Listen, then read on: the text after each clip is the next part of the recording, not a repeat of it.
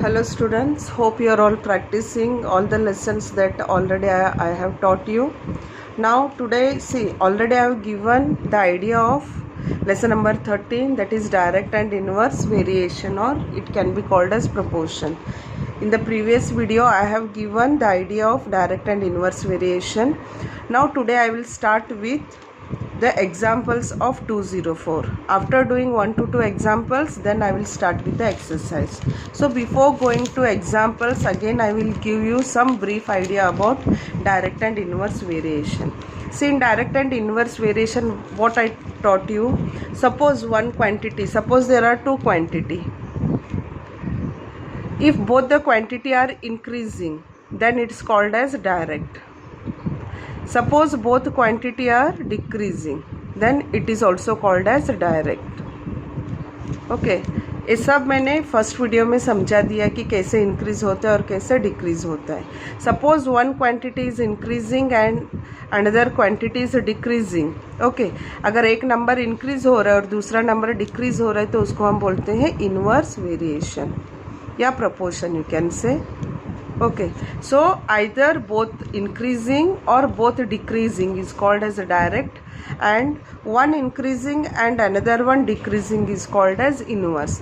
अब इसके रिलेटेड मैंने बहुत सारा एग्जांपल्स भी दिया है. ओके, फॉर एग्जांपल एक रनिंग रेस का मैंने दिया था, केक बनाने वाला दिया था. अगर छोटा केक के लिए अगर मुझे 2 पैकेट्स ऑफ बिस्किट चाहिए, अगर इससे भी थोड़ा सा बड़ा साइज़ करने के लिए मुझे 5 पैकेट्स ऑफ बिस्किट्स चाहिए. देखो, जैसे साइज़ इंक्रीज़ होता है, छोटा था फिर उससे इंक्रीज़ हुआ है तो यहाँ पे नंबर भी इंक्रीज़ हुआ. So here one is increasing, then another one is also increasing, then this is called as direct. और इसके लिए मैंने एग्जाम्पल दिया था टैप वाटर का. अगर बकेट मुझे भरना है, अगर एक नल ओनली 1 टैप में ऑन करती हूँ तो मुझे 5 मिनट्स चाहिए. अगर 2 टैप ऑन करती हूँ तो 3 मिनट्स चाहिए भरने के लिए ना. जितना ज़्यादा हम नल चालू करते हैं उतने कम टाइम में बकेट भरता है. दैट मीन्स यहाँ पे नंबर है ना, ये इंक्रीज़ हो रहा है, टैप नंबर इज़ इंक्रीजिंग, लेकिन ये जो टाइम टेकन है वो डिक्रीज हो रहा है. So one is increasing, another one is decreasing. This is called as inverse. ये सब मैंने प्रीवियस वीडियो में आइडिया दे दिया है. Now we will move with the question that is on page number 204, example 1. यहाँ पे example 1 क्या है देखो, the cost of 5 meter of particular quantity of a cloth is 210. Try to understand the question. 5 metre का एक cloth हमने लिया है, उसका रेट दिया है ₹210. ओके, 5 मीटर क्लॉथ मैंने लिया और 210 है. Then tabulate the cost of 2 metre, 4 metre, 10 metre and 13 metre. मुझे क्या करना है, टैबुलेट द कॉस्ट मतलब 2 मीटर क्लॉथ का मुझे फाइंड करना है, 4 का, 10 का और 13 का. ओके, तो टैबुलेट दिया है तो हमें पहले ना एक टैबुलर कॉलम बनाना पड़ेगा. And this column is very important. Our answer starts with this column. जब भी डायरेक्ट एंड इनवर्स वेरिएशन आते हैं तो हमारा स्टार्ट टैबुलर कॉलम से स्टार्ट होता है. So first we have to make the tabulation. So here I am writing x and here I am writing y. Always we have to take x and y. Okay, तो यहाँ से तुम लोगों को confusion नहीं होगा. अब देखो, अब x में क्या लूँगी, y में क्या लूँगी, that is a big question here. वही तो मेन इम्पोर्टेंट है इधर. नाउ यू सी हियर कौन सा टर्म रिपीट हो रहा है, दैट यू सी. 5 मीटर है, फिर मुझे 2 मीटर का, 4 मीटर, 10 मीटर, 13 मीटर का मुझे रेट्स फाइंड करना है. सो एक्स में क्या लूँगी यहाँ पे, मीटर, दैट इज़ क्लॉथ में लूँगी. एक्स में क्या सपोज करूँगी, इधर वो क्लॉथ है एक्स. और वाई में क्या सपोज करूँगी, वाई इज़ रेट. वाई क्या है, रेट है. तो रेट किस में दिया है, इधर इन रुपीज़ दिया है तो तुम लोगों को इन रुपीज़ लिखना है. एक्स क्या है, एक्स क्वांटिटी इन मीटर से और वाई क्वांटिटी क्या है, रुपीज़ से. एक्स मैंने क्लॉथ लिया और वाई मैंने रेट लिया. ओके, अब क्लॉथ मीटर्स कितना दिया है, 2 दिया है, 4, 5, 10, 13. तो एक कॉलम हम डालेंगे. फर्स्ट ना जो दिया है वो लिख सकते हो या 2 से मिनिमम नंबर से स्टार्ट कर सकते हो. 2 का तो हमें रेट फाइंड करना है, so that I don't know. 4 metre का भी मुझे पता नहीं है क्लॉथ का. 4 के बाद ये लिख दो 5 मीटर. 5 का तो दे दिया है 210. देखो 2 हो गया, 4 हो गया, 5 हो गया, next comes 10. 10 metre again I don't know, and 13 metre again I don't know. तो ये सब क्वेश्चन मार्क हो गया इधर। सो मैं यहाँ पे y कॉलम है ना, तो मैं इसको क्या लूँगी, y1 लूँगी। एक्चुअली ना ये सब x1, x2, x3, x4, x5 x है ना, तो इसका हमने अलग से नाम दे दिया है। जैसे घर में हम बच्चों का नाम देते हैं ना अलग अलग नाम, वैसे ही हमने x फैमिली का है ये सब। तो x फैमिली में हमने इसको नाम दिया है x1, x2, x3, x4 and x5। अब ये सब y फैमिली का है, तो हम इसको नाम देंगे y1, y2, y3, तो इधर है ये y3 है, then y4 and y5। Okay, just it's a naming. अब I have to find y1, y2, y4 and y5। अब हमारे पास पहला कंडीशन ये है, देखो अभी तो मुझे पता है कि हम लोग फर्स्ट ना जब भी एक्सरसाइज स्टार्ट होता है तो डायरेक्ट वेरिएशन है, तो पहले क्वेश्चंस डायरेक्ट का ही आता है, ये हमें पता है। लेकिन एग्ज़ाम में जब हम क्वेश्चन देते हैं तो पहले ना तुम लोगों को मेकआउट करना पड़ेगा कि whether it is a direct variation और इन्वर्स वेरिएशन, क्योंकि दोनों का करने का मेथड अलग अलग है। तो पहले टैबुलेट से हमें फाइंड करना है कि whether it is in direct और व्हाट। अब तुम लोग अपना दिमाग लगाओ यहाँ पे। देखो 5 मीटर क्लॉथ का 210 रुपीज़ है। ओके, जब भी तुम लोग क्लॉथ लेने जाते हो तो अगर 5 मीटर का 210 है तो 10 मीटर का 210 से तो कम नहीं होने वाला है, ज़्यादा ही होगा। It's a common sense. अब मैं 13 मीटर लूँगी मैं क्लॉथ, तो 200 से मुझे कम देना पड़ेगा या ज़्यादा देना पड़ेगा? Naturally I have to give more money for this. So this means what, जैसे x वैल्यू इंक्रीज होता है, x वैल्यू इंक्रीज हो रहा है, देखो 5 से 10 हो रहा है, 10 to 13 हो रहा है, तो y का वैल्यू 210 है, तो उससे भी ज़्यादा मुझे 10 मीटर के लिए देना है, उससे भी ज़्यादा मुझे 13 मीटर के लिए देना है। दैट मीन्स जैसे x वैल्यू इंक्रीज हो रहा है तो y का वैल्यू भी इंक्रीज हो रहा है। So finding this is very important. First एक दो क्वेश्चन मैं पूरा डिटेल में समझाऊंगी, बाद में तुम लोगों को खुद समझ में आएगा, तब मैं थोड़ा एक्सप्लेनेशन कम करूँगी। Now here both values are increasing. अब हम पीछे भी देखेंगे, 5 मीटर का 210 है, तो मैं 4 मीटर लूँगी क्लॉथ, तो 210 से मुझे कम ही देना पड़ेगा इधर। ओके, अब 4 से मैं और कम लूँगी तो 210 से भी और कम होगा। दैट मीन्स यहाँ पे अगर x का वैल्यू डिक्रीज़ हो रहा है, x देखो डिक्रीज़ हो रहा है, 5 से 4 हुआ, 4 से 2 हुआ, तो y का वैल्यू 210 है, तो उससे भी कम लगेगा 4 मीटर में, और 2 मीटर में उससे भी कम लगेगा। सो y इज़ ऑल्सो डिक्रीजिंग। अगर x डिक्रीज हुआ तो y भी डिक्रीज हो रहा है। So it's a common sense. So this means what, the given tabulation is in direct variation. तो तुम लोग लिख सकते हो इधर, therefore it is in direct variation. This is very important to find whether it is in direct variation or inverse variation. अब हमें पता चल गया कि डायरेक्ट वेरिएशन है, तो डायरेक्ट वेरिएशन में एक कंडीशन है, व्हाट्स दैट, x1 अपॉन, पहले मैं यहाँ पे कंडीशन लिख देती हूँ, x1 upon y1 is equal to x2 upon y2। ये सबके लिए ट्रू है। x1 upon y1 equal to x2 upon y2। Okay, तो मैं इसको ऐसे भी लिख सकती हूँ, x3 upon y3 is equal to x4 upon y4। That means what, अगर मैं टोटल में लिखूँगी तो ऐसे रहता है ये, x1 upon y1 is equal to x2 upon y2 is equal to x3 upon y3 equal to x4 upon y4 is equal to x5 upon y5। क्यों मैंने x5 तक लिया, क्योंकि हमारा क्वांटिटी इधर x5 और y5 तक जा रहा है। हाँ, लेकिन हमें पूरा लिखने की ज़रूरत नहीं है, ये तो फर्स्ट क्वेश्चन है, तुम लोगों को समझ में आने के लिए मैं पूरा डिटेल में जा रही हूँ। हाँ, लेकिन बाद में ये पूरा स्टेप्स हमारा कट शॉर्ट हो जाएगा, ओनली फर्स्ट क्वेश्चन में मैं ऐसे डिटेल में कर रही हूँ। अब देखो, हाँ हमारे पास कौन सा वैल्यू है वो देखो, इधर ये वैल्यू है। ओके, x3 और y3 का वैल्यू है, तो हमें क्या करना है, x3 और y3 वैल्यू को एक मेन फिगर रख देना है। अब with the help of x3 and y3 we are finding all the remaining quantities. Okay, क्योंकि मेरे पास एक कॉलम है। फर्स्ट x1 अपॉन y1, तो y1 का वैल्यू है नहीं मेरे पास। Okay, so I am finding y1 with the help of this column.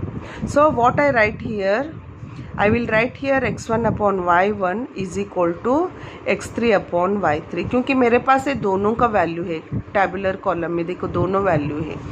अब x1 क्या है अकॉर्डिंग टू टैबुलेशन, तुम लोग बॉक्स देखो और उसके हिसाब से वैल्यू पुट करो। x1 का वैल्यू क्या है 2 है, so it is 2। y1 I don't no, so I am writing here y1। x3 I know it is 5। साथ साथ ना तुम लोग टैबुलेशन भी देखते रहो, जैसे मैं बोलती हूँ वैसे तुम लोगों का ध्यान वहाँ पे जाना चाहिए।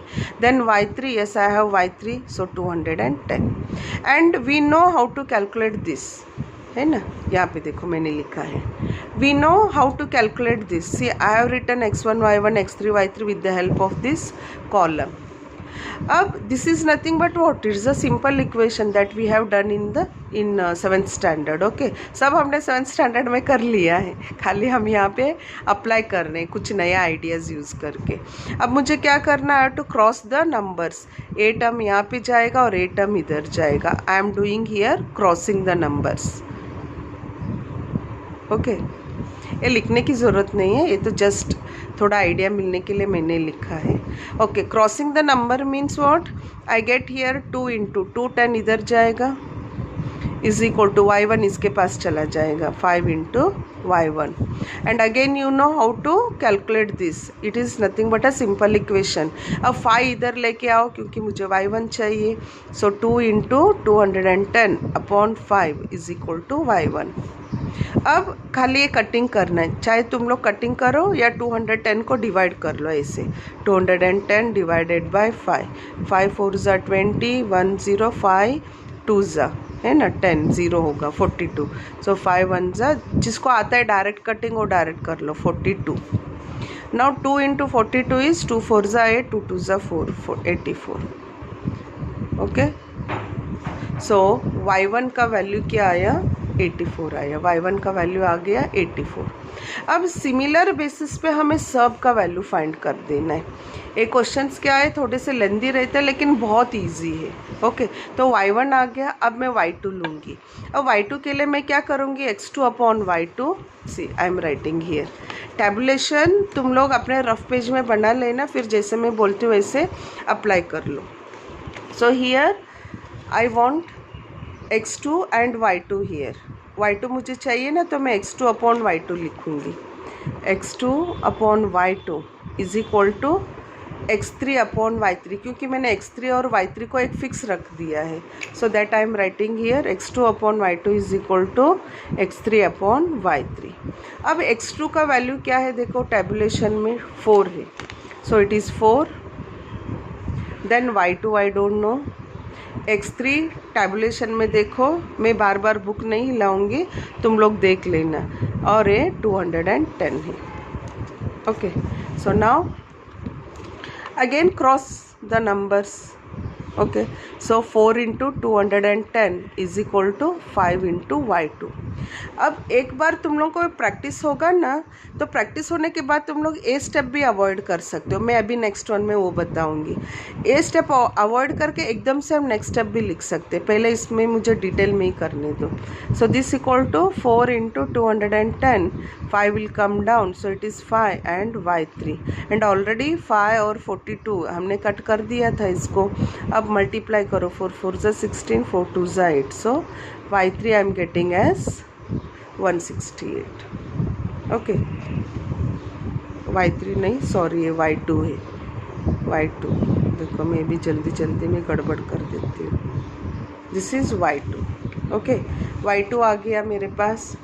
अब मुझे y4 फाइंड करना है, y4 के लिए फिर से मैं वही लिखूँगी, x4 upon y4 is equal to x3 upon y3। So x4 upon y4 is equal to x3 upon y3। अब x4 का वैल्यू दिया है 10 upon y4 is equal to x3 value already हमें पता है। ओके, अब मैं यहाँ पे थोड़ा सा डायरेक्ट करूँगी, हाँ मेथड।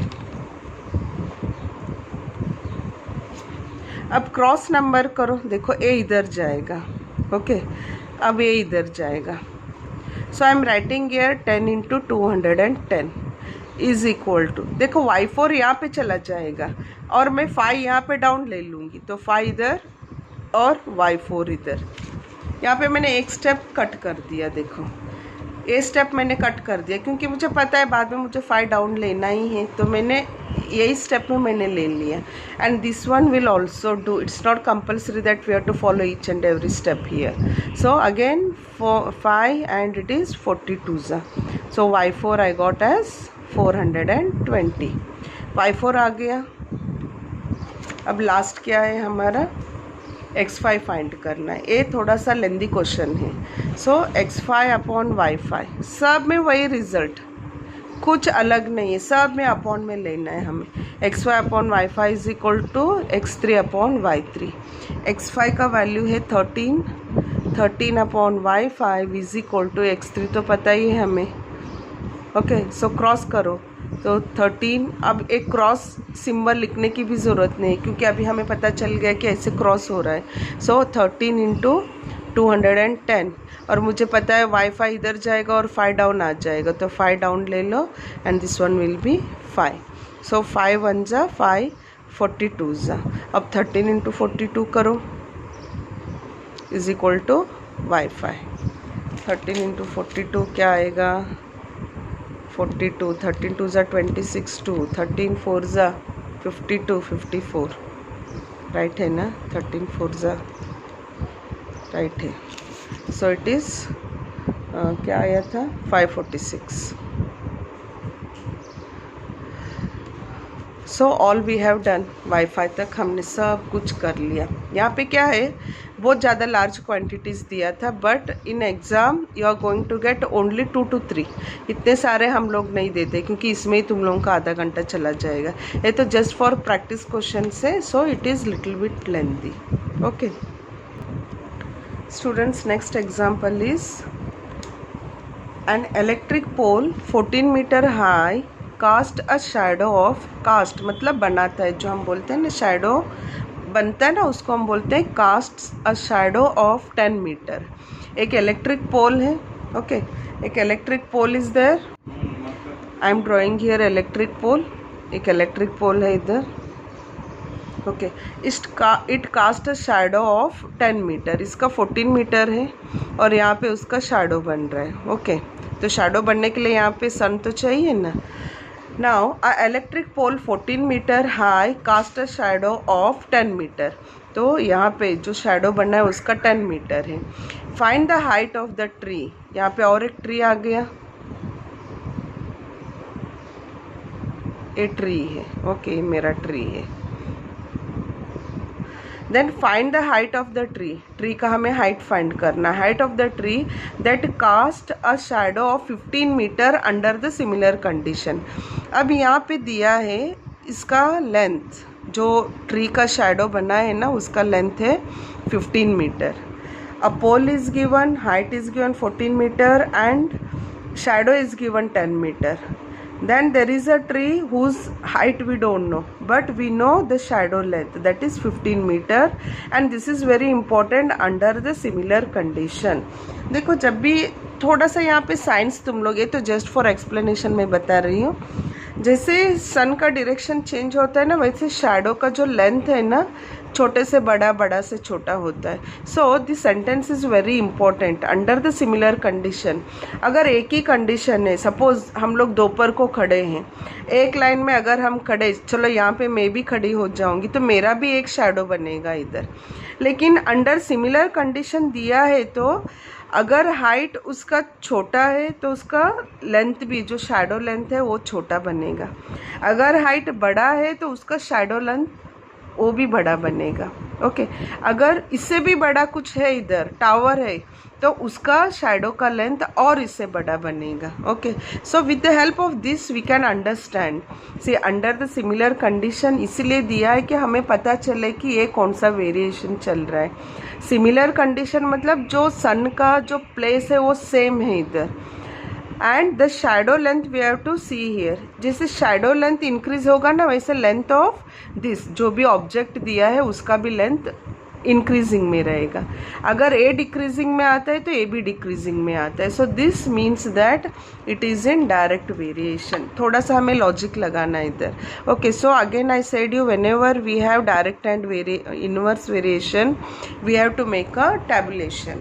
अब टैबुलेशन का मैं थोड़ा सा अभी डिफरेंट आइडिया देती हूँ। देखो इधर, यहाँ पे इलेक्ट्रिक पोल है और यहाँ पे ट्री आ गया। So some objects are there here and length पूछा है, दैट इज हाइट पूछा है, तो हम लोग इधर लिखेंगे हाइट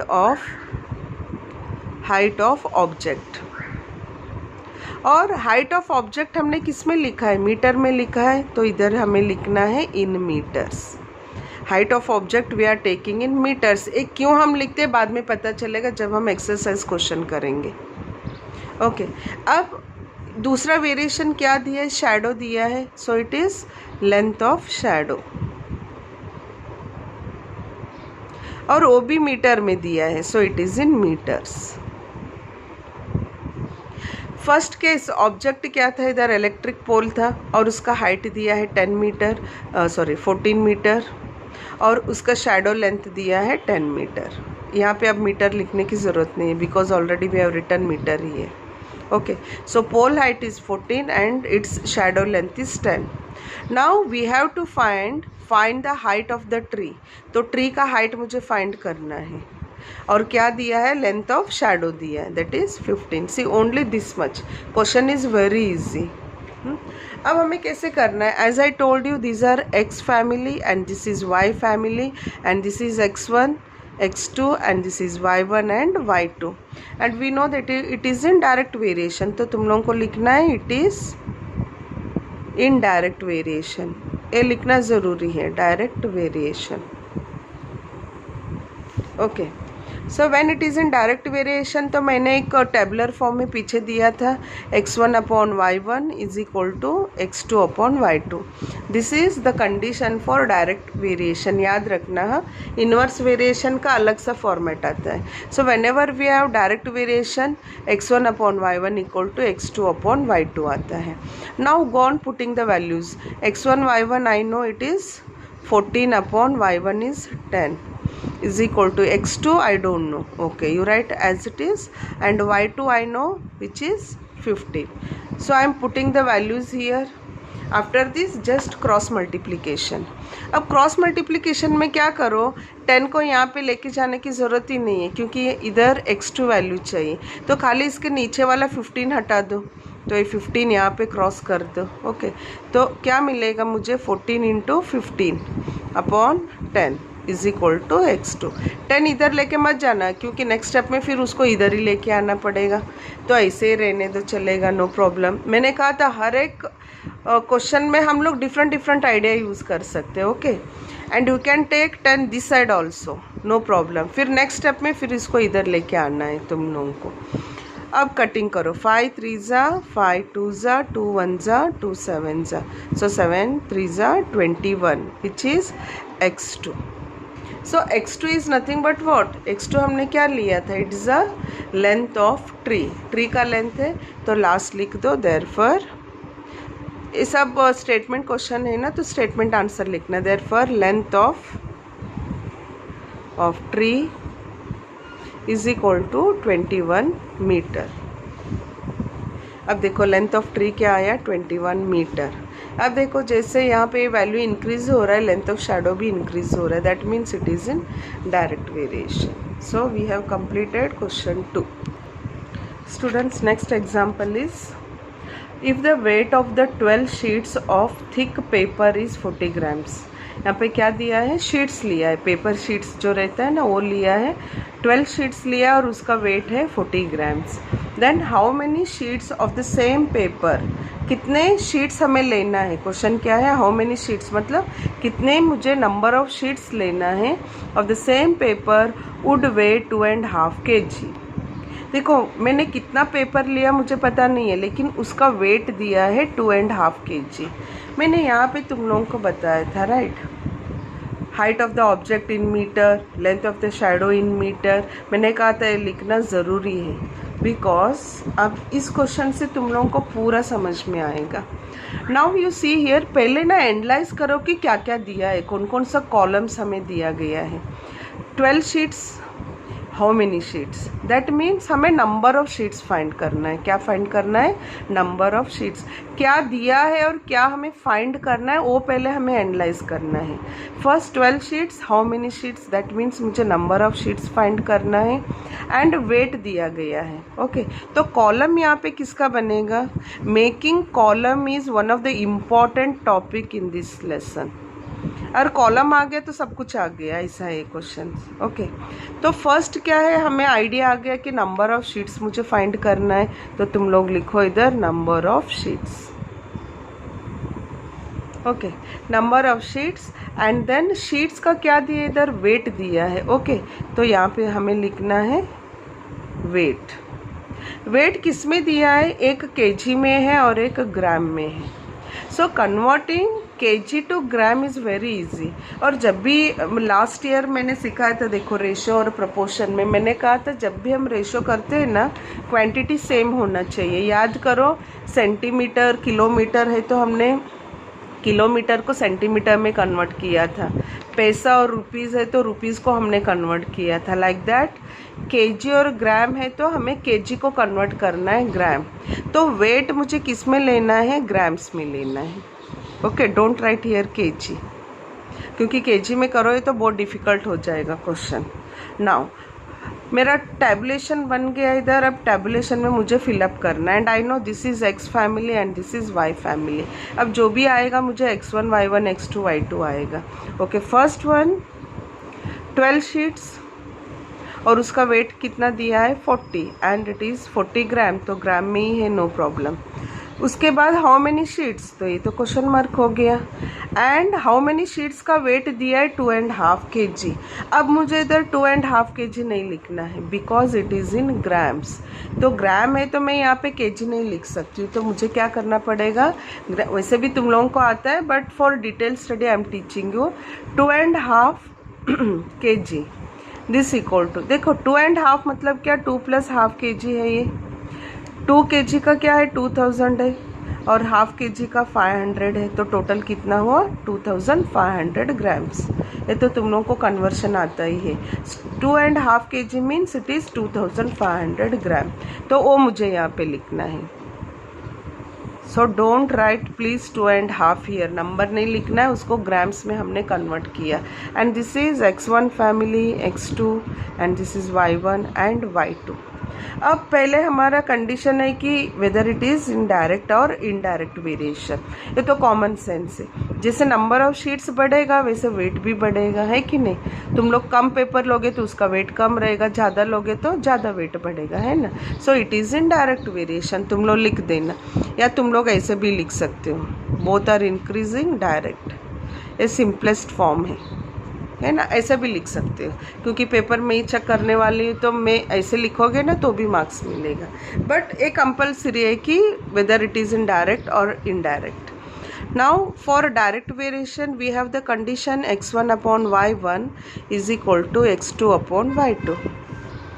अब x1 y1 वैल्यू पुट कर दो, 12/40 is equal to x2 we don't know, so you write x2 and y2 I know it is 2500. again cross करो, only this value, इसको जैसा है वैसे ही रहने दो because I want here x2 value, so 12 into 2500/40 this is equal to x2। अब cutting तुम लोग कैसे भी कर सकते हो, मैं क्या करती हूँ थोड़ा सा इजी वे में मैं जाती हूँ मेरे स्टाइल से।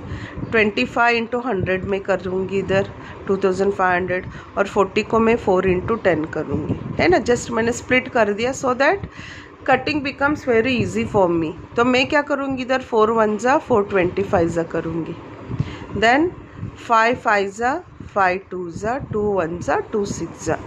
See this cutting, this calculation you can do by any method। ये मेरा ही फॉलो करना, ऐसे कोई कंपलसरी नहीं है। Okay, so what is remaining here? 6 into 25 into 5 x2। अब मल्टीप्लाई करो, 25 6 जा 150, 150 into 5, 15 5 जा 75, सो इट इज़ 750 x2। तो 750 मतलब टोटल वहाँ पे नंबर ऑफ शीट्स है 750। अगर 750 हम शीट्स लेंगे तो उसका वेट क्या आएगा? 2500. लास्ट तुम लोग आंसर लिख देना. Therefore the number of sheets is 750. So with this, see, one more example is remaining. I will see, because already बहुत लंबा वीडियो हो गया, so that I will teach in next video. After that we'll start exercise. Exercise के पहले मैंने examples इसीलिए लिया क्योंकि तुम लोगों को थरोली समझ में आएगा what is direct variation. So students, please keep practicing and thank you.